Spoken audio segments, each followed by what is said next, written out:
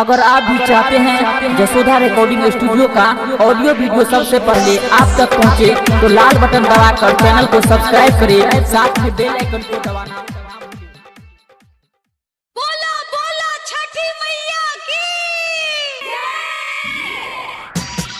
अभी आप सुन रहे हैं जसोधा रिकॉर्डिंग स्टूडियो रामपट्टी से।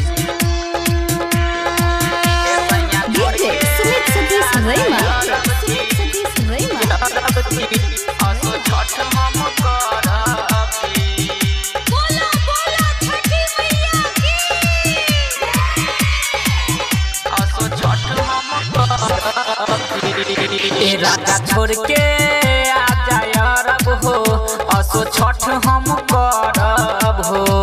ए सैया छोड़ के आ जाय रब हो, असो छठ हम करब हो।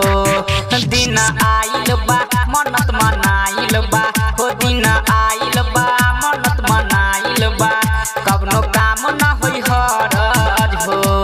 ए सैया छोड़ के आ जाय रब हो, असो छठ हम करब हो। ए राजा छोड़ के आ जाय रब हो, असो छठ हम करब हो। दिन आइल बा मन्नत मनाइल बा हो, दिन आइल बा मन्नत मनाइल बा, कवनो काम ना होई हरज हो। ए सैया छोड़ के आ जाय रब हो, असो छठ हम करब हो।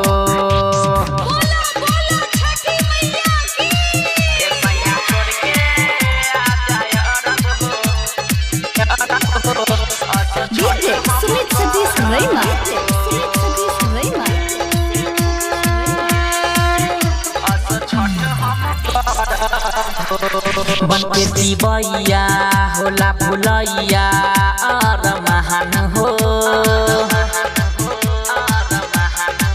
होला परेशानी ए राजा कहानी सफल काम हो। दोनों जन मिल के चढ़ाई बपान हो, बात मान हो बनी काम हो। बनी दिवैया होला भुलैया और महान हो, होला परेशानी ए राजा जानी सफल काम हो। दोनों जन मिल के चढ़ाई बपान हो, बात मान हो बनी काम हो। परत पैया जी सुनील सैया जी घरे बाटे घर जी हो। ए राजा छोड़ के आ जाय रब जी, असो छठ हम करब जी। ए सैया छोड़ के आ जाय रब जी, असो छठ हम करब जी।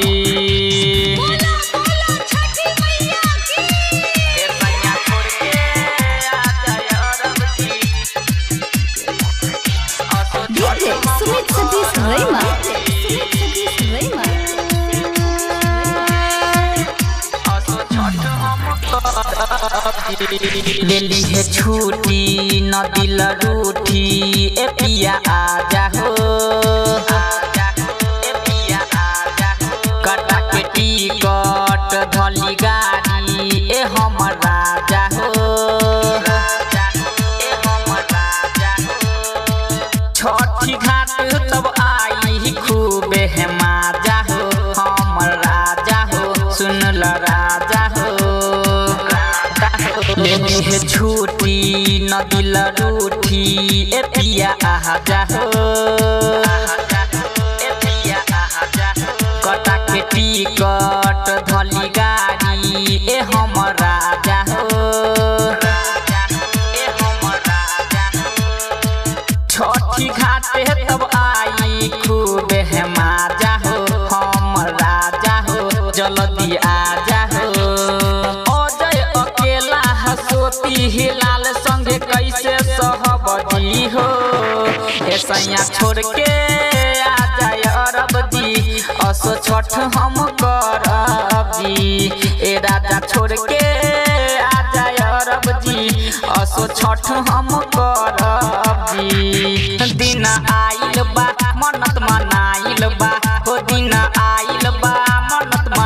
आइल बा कबनो काम न होई हरज हो ए सैया छोड़ के आ जाय अरब हो असो छठ हम करब हो ए राजा छोड़ के आ जाय अरब हो असो छठ हम करब हो असो छठ हम करब हो मिक्स बाय सोतीलाल।